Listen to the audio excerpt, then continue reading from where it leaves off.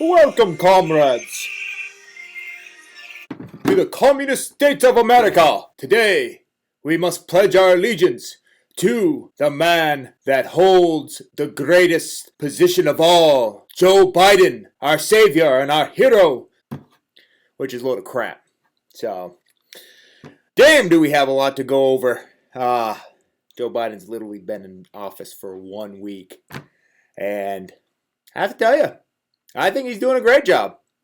I mean, if anybody can complain, well, obviously you're watching the wrong TV network.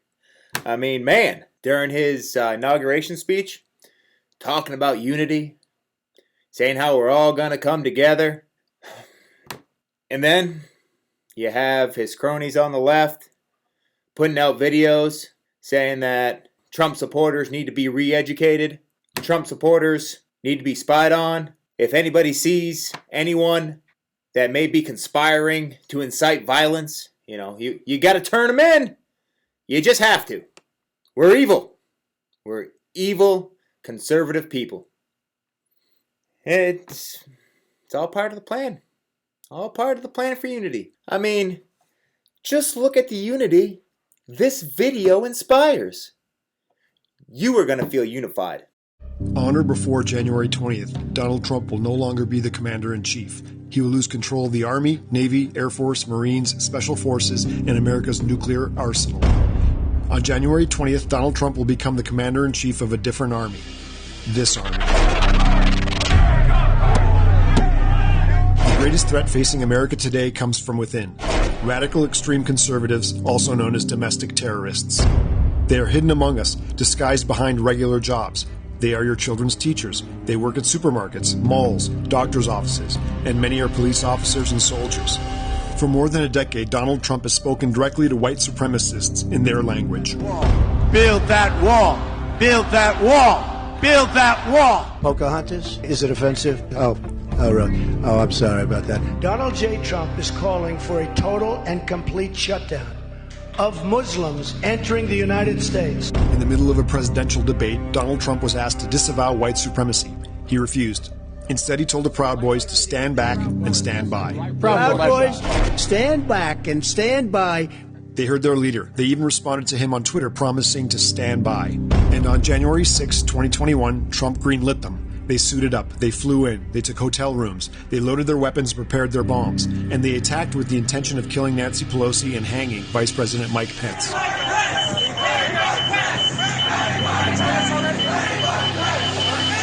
They were vocally saying, "Where's the speaker? We know she has staff. They're here someplace. We're going to find them." In the years ahead, Trump will lead his army of domestic terrorists. He will encourage and incite violence. He will play the role of arsonist and fireman. He will start a civil war and then say things were more peaceful when he was president. We have to fight back. In this new war, the battlefield has changes. Computers can be more valuable than guns. And this is what we need now more than ever, an army of citizen detectives. I'm proposing we form a citizen army. Our weapons will be computers and cell phones. We, who are monitoring extremists on the internet and reporting their findings to authorities. Remember, before the Navy SEALs killed Osama bin Laden, he had to be found. He was found by a CIA analyst working on a computer thousands of miles away. It's up to you. Once they get everybody together that doesn't agree with them, then they'll have the unity they're looking for, I guess. I don't know. It's insane. All I know is the day that Joe Biden was inaugurated. I mean, you could completely tell how popular this guy is. I mean, Jesus, he had, at least 25,000 people as inauguration. Who cares? They're the National Guard, But he had 25,000 people there. I mean, his speech was so compelling. I mean, I'm sure everybody's seen the pictures of Bernie Sanders. He was wide awake, bright-eyed, bushy-tailed. He wasn't falling asleep at all. He's not in every single meme that you see on social media now. Not at all. It's a freaking joke.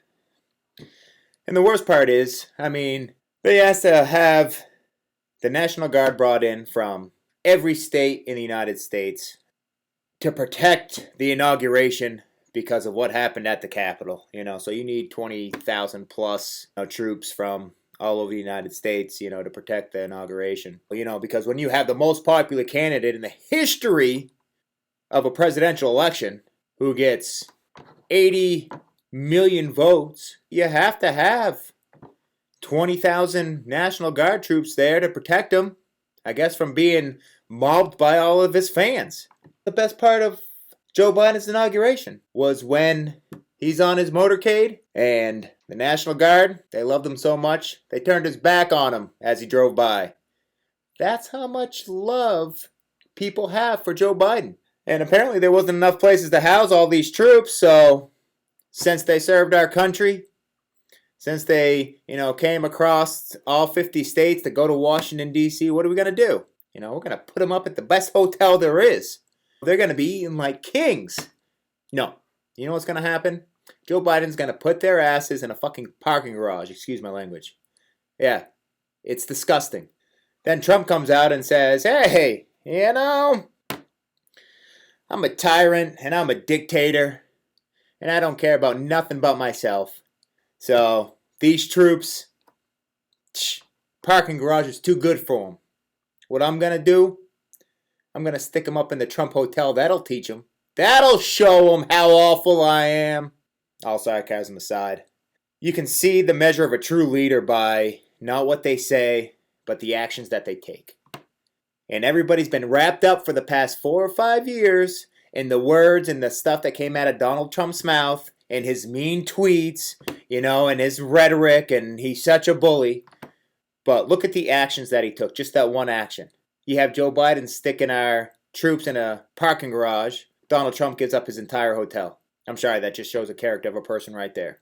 But let's move forward to Biden's first few hours as president, because it was fantastic. He did everything that was needed to be done for the American people. One of his first executive orders, let's cancel the Keystone Pipeline. That's going to be in the best interest of America. Canceling the Keystone Pipeline is going to create thousands of jobs. It's going to make Canada extremely wealthy. It's going to help Canada out, make sure their people are working. It's going to do a lot of great things. Let's cancel it, because that's what's best for America. Well, that's not the effect it had. Nope. It crushed immediately 11,000 jobs in the United States, not to mention a few thousand in Canada. Really pissed off the Canadians. Nothing like pissing off our allies to the north within your first half hour of being president. And they're projecting that it's going to kill, 50,000 plus jobs? His first week, he's literally signed like 30 executive orders. Me personally, I hate executive orders. I'm going to tell you right now, I think every president should only be allowed to sign 5 executive orders a year. They get 20 executive orders total. That's it. Executive orders are probably one of the worst things that a president is allowed to do. They can literally legislate on their own. They can bypass everything. And they create laws or rules, regulations, sanctions, whatever else on their own. I'm not a fan of it. But let's look. So Joe Biden has signed over 30 executive orders in his first week. He signed 19 of those in his first 3 days. Now look at the past presidents that we've had. Let's look at Trump. Trump, the big dictator he is, in his first week he signed 4. Barack Obama, he signed 5. President Bush and Clinton, they signed 2 each. And everybody complains all the time about what a dictator President Trump was, and I'm not sure if people exactly know what the definition of a dictator is. But apparently it's allowing Congress to do their job and pass legislation the way it's supposed to, go through the House and Senate. Apparently it's not a president who rules on his own and bypasses the House and the Senate and just signs a bunch of executive orders. That's not a dictator, apparently. One of our biggest things that everybody was so proud about, that Donald Trump was very, very proud about as president, was becoming energy independent from any other country. Drove our gas prices down, our energy prices down. So, Joe Biden's just going to build on that. So what is he going to do? He's going to suspend federal oil and gas drilling on federal land in the United States. That makes perfect sense. Let's stop drilling for oil and stop fracking, because being energy independent somehow is not good for the United States. So now we get to rely on foreign countries once again to get our oil and gas from. Because it's always worked out so well in the past, being reliant on the Middle East to make sure that we get our oil. That's worked out real well. I don't know why we've been in endless wars for years ever since I was a kid with Operation Desert Storm and Desert Shield. And if you're wondering what's going to happen to all the people that just lost their jobs, Joe Biden's press secretary said it perfectly. They're just going to have to find new ones. It's easy as that. Because there's such of an abundance of jobs out there right now. Next executive order, Mr. Biden signs. We're going to have a mask mandate on all federal land, on all federal buildings, on the highways, any place where he can mandate mask usage. We're going to do it. Because that's what's best. We are going to stop this virus. We're going to annihilate it. We're going to war against this virus. And our weapon? Masks.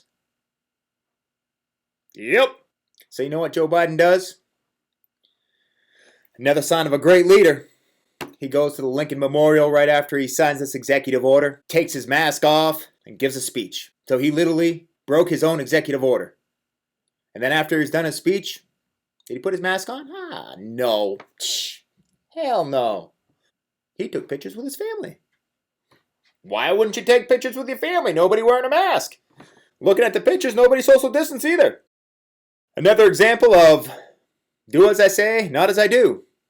But hopefully he doesn't come out with the line that he was tricked into it like Nancy Pelosi did when she went to the hair salon. You know, she was tricked into going to the hair salon. The third person in charge of our nuclear code was tricked into getting her hair done. Man, that makes me feel warm and fuzzy inside. Should all of you too. I mean, she's a very smart, intelligent person. Why people make fun of her all the time, why they think she's a drunken old bat, I have no idea. You know, I get tricked into getting my hair done all the time. Joe Biden is one man that just really cares about family. He's a man that really cares about the amount of money people have. He really cares about how they're able to put food on the table. He really cares about the people that have illnesses, on keeping their prescription costs down. He just really cares. And I don't understand why people are giving him a hard time about retracting Trump's order on lowering the price of insulin and epinephrine. I don't understand. Oh, sure, insulin costs and epinephrine costs are going to skyrocket again. But he has to review what Trump did. Why wouldn't you? It's saving the American people money. He must have done something wrong. How dare he? I literally don't know what to say. Oh, I mean, you literally just can't make this stuff up. You can't make this stuff up. He retracts Trump's order to lower insulin and epinephrine costs. So all you people with diabetes, anybody that has an allergy where you need an EpiPen or anything, too bad. Guess what? Your prices are going back up. And I don't care what anybody says. I guarantee you Joe Biden doesn't have any ties to Big Pharma. I bet you if you research it and dig down deep, there's no ties there at all. He doesn't owe them anything. I'm just at a loss for words.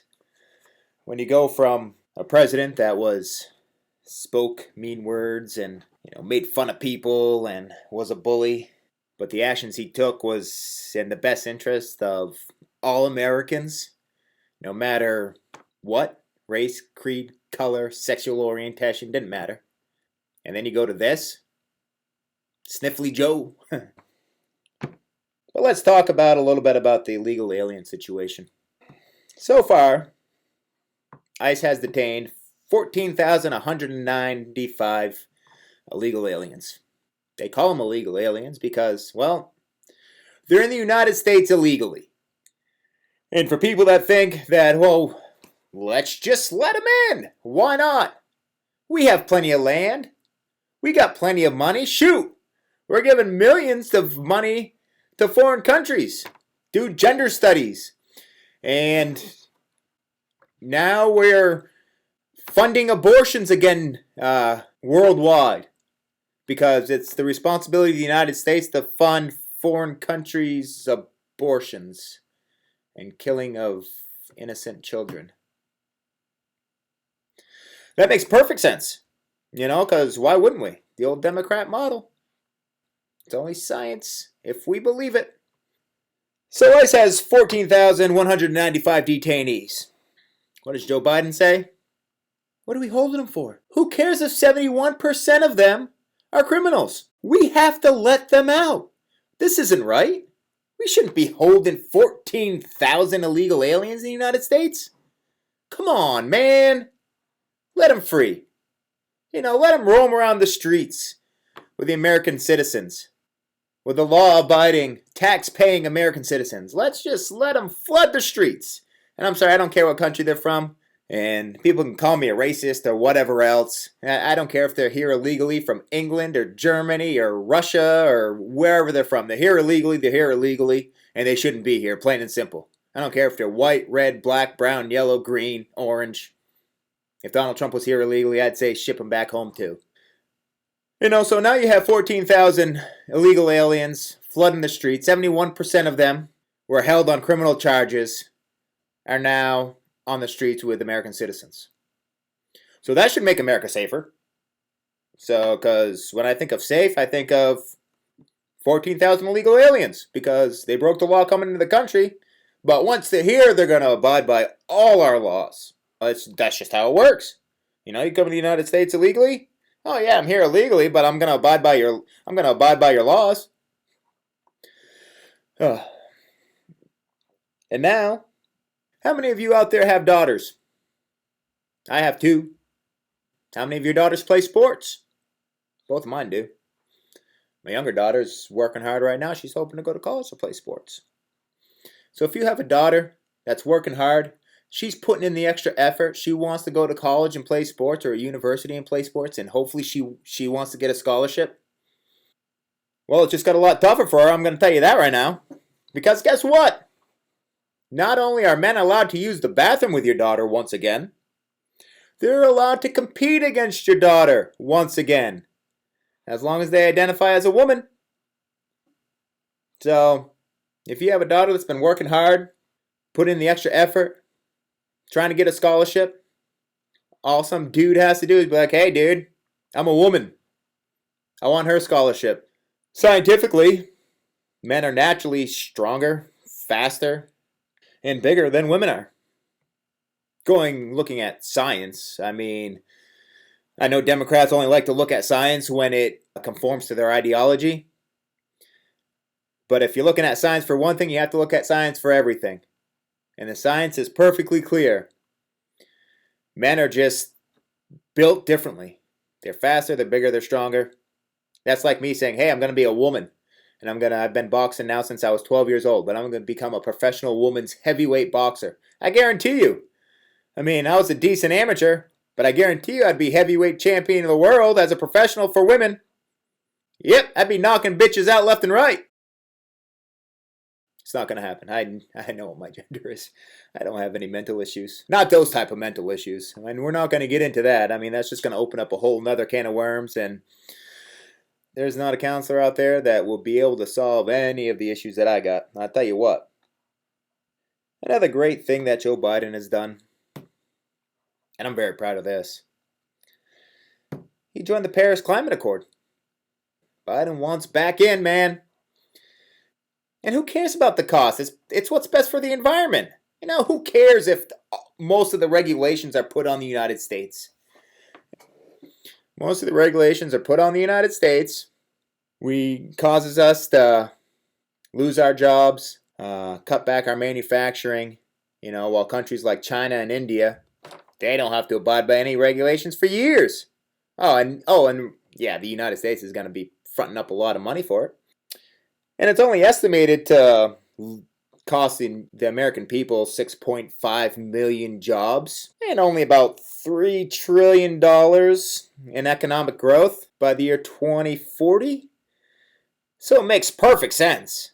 We've got too many jobs right now anyway. We just don't need any more jobs.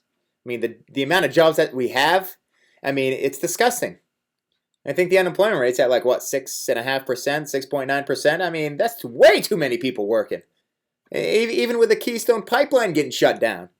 I mean, what's that going to boost us up to? Maybe 7% unemployment rate? Oh, hell. There's still too many. Think about it. Honestly, think about it. 93% of the American people are working. How can you complain about that? I mean, sure, it's not the 96% that was working under Donald Trump, but still, people shouldn't be complaining about 93% of the American people working. I mean, that's fantastic. Unless you're part of the 7%. And if you are part of the 7%, guess what? You get to rely on the government now, because they're going to take care of you. Because that's what they do. They kill everybody's jobs, and then they make you dependent on the government. Because it's always worked so well in the past, you know? Ask not what you can do for your country. Ask what your country can do for you. And I'm telling you, moving on to a different topic, Joe Biden's not racist at all. I have proof. I mean, just looking at the initiative he just pushed through. You know, he's gonna make sure that minorities and women get enough funding so they can start their businesses, they can be entrepreneurs. But if you're a white male, nope, you get nothing. That's not racist at all. He's not judging me by the color of my skin. No, he's just trying to legislate based on the color of other people's skin. I guess you can't be racist to white guys. It's impossible. And I think Joe Biden's doing a fantastic job so far. I don't understand why people are complaining. I mean, he keeps this up. Republicans are going to take the House and the Senate in 2022. Republicans going to take the White House then in 2024. This is smooth sailing. Keep on writing those executive orders, Joe. Keep on signing them. It drives me insane listening to people on Facebook and social media talk about how wonderful the press conference was. There was no confrontation. How it was nice and smooth and quiet. No mean words. Of course, his press secretary, Jen Psaki, I think that's how you pronounce her name. Psaki? Saki? Something like that. She doesn't answer a question, but she does do a lot of I'll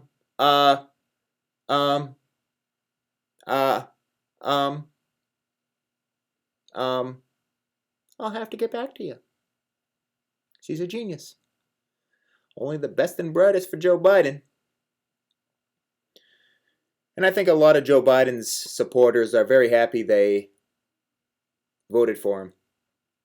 And I am going to leave you all with this video showing exactly how many people are happy with Joe Biden.